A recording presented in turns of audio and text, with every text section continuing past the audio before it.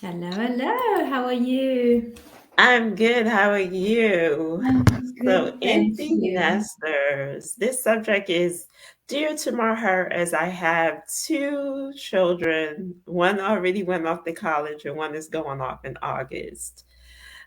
So, just trying to think of the clients that we have children that go away and need to reconnect again because you spend most of the time working with the kids, taking the kids here, doing this with the kids, and now the kids are out of the element. What you think about that? So sorry. So just to reiterate that we're talking about it, what happens to a couple when they become empty nesters? Mhm. And for one part of the couple might see this as wow, so many possibilities are opening up, and another one might feel really threatened because they might have spent a lot of their years being Mhm. distracted and not focusing on the relationship as much and being distracted by their busyness with the children. So, like any other stage in our lives, this is another stage. And at any point in our lives as a couple, something might trigger and come up for us and need to be looked at. So, it really depends on what the couple have done beforehand. And it really depends how they want to move forward, um, and how they want to build their new relationship, so to speak. Empty nesters doesn't always mean that the children have now gone and you never see them. They also come back in a different configuration, sometimes with partners, sometimes with children. So all that needs to be taken into account. The whole family dynamic has shifted. And the question is, how does the couple manage that?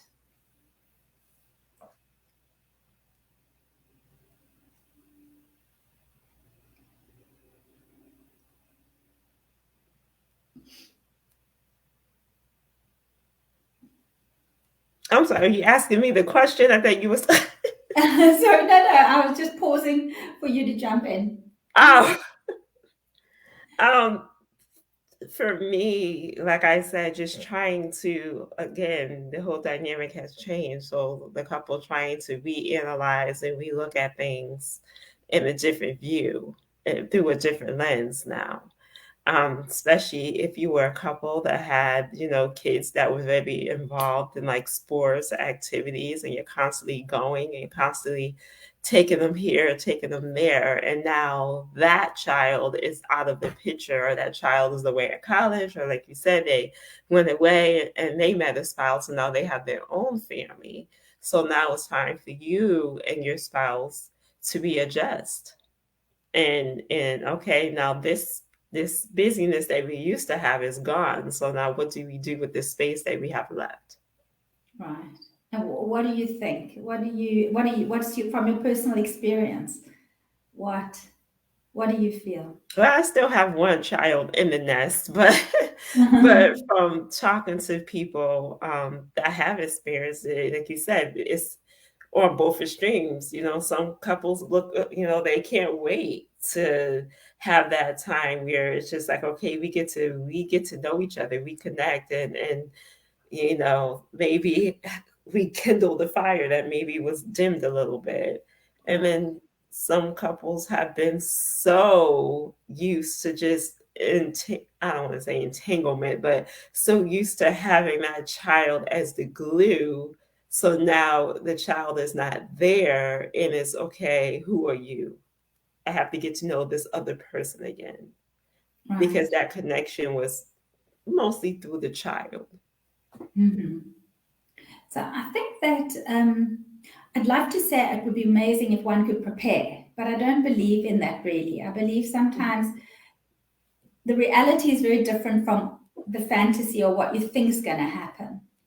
So, Mhm. in terms of preparing, I think that it's a great subject to bring up in terms of always, even when you've got children, even when you're relocating, whatever you're doing at whatever stage, to revisit your coupling and see, are we on the same page? What do we want? Do we want to continue walking this journey together?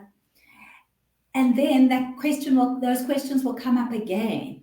How do we want to manage this? How do we want to navigate? And it's always a good idea then to either maybe discuss it with a trusted friend, because things could get quite heated, or with a professional, or start doing activities. Like I always say, physical activities are really great. Like start doing an activity that you enjoy together. It could Mhm. be golfing, it could be tai chi, it obviously whatever you want. It could be art, it could be dance. To have something that you can start reconnecting and continue the conversation that you started all those years ago, I think. I don't know if it's sometimes it's conflict there. I think sometimes you just get lost in the busyness of the ebb and flow of the day. And so Right. I don't think that, necessarily all the time it may be like conflict in the relationship. I just think a lot of times parents tend to put that child, little children first, and they stay in that element forever until, okay, they're 18, they're graduated, they're off to college, or they're off to live their life, and it's okay, it's me and you now. Wait a Mm, minute, who are you? right. I have, but there might be conflict as well, but I think it's a little bit of all that we have talked about with, just trying to keep that connection where it's like when the child is gone, it's like, okay, yay, let's go party now and enjoy Right. each other rather than who are you, and we have to get to know each other again. And the way they manage the conflict and the challenge will probably be based on how they've always managed the conflict and the challenge, unless they've looked at that at earlier stages of their lives. And I think the busyness of bringing up children and the Mhm. distraction, it's just a way to say, okay, let's see what we want now, how we want to carry on to the next stage of our lives. Because as I Mhm. said, it's not about just having children leaving. The whole family system changes because, the family could expand. Mhm. And then where are you giving your attention? Are you giving it to grandchildren? And if you don't want to look within the relationship, you will find distractions outside the relationship always. And the question just is that you need to ask yourself, how do I want to live this coupling life, if you like? What do I want? And then to ask your partner that question. Mhm. Interesting. Yeah, I definitely think this is a great topic, and it could go either way. I guess constantly looking in yourself and seeing exactly, where am I?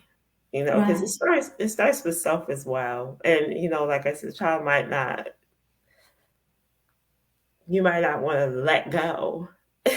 You might be stuck at different stages too. A You might hundred not want to percent. let go of the child. So it's definitely a subject that can go many different ways.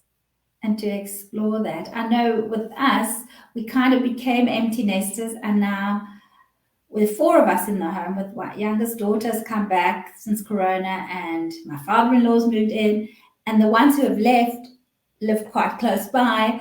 So it doesn't always look the same for everybody. Hmm. And that needs to be managed like everything else. And a good couple will manage the challenges. Hmm. The question is just, what tools are you using? That is the question. And if you're facing it and not just, pushing through autopilot. Exactly. It be being intentional. I love that. I love that reminder. We so often think that our relationships are just given to us and there's nothing we can do. We're passive in them. And that's Mhm. so not true. I love that. Remembering to set an intention and to have the conversation. What would you like to do? How would you like to enter this next stage? Or I'm not happy in this stage, or I'm really happy with this. And it's not only about reinventing and recreating, if you like, it's also about being able to receive what Mhm. each one is saying. That is part of the cherishing. Yes. No, I definitely agree with that. Well, this was great, Atisha. Thank you so much. Thank you. Always a We, pleasure. you too. So we won't be back next week, but hopefully in 2 weeks' time. Yes. See you Okay. soon. Bye.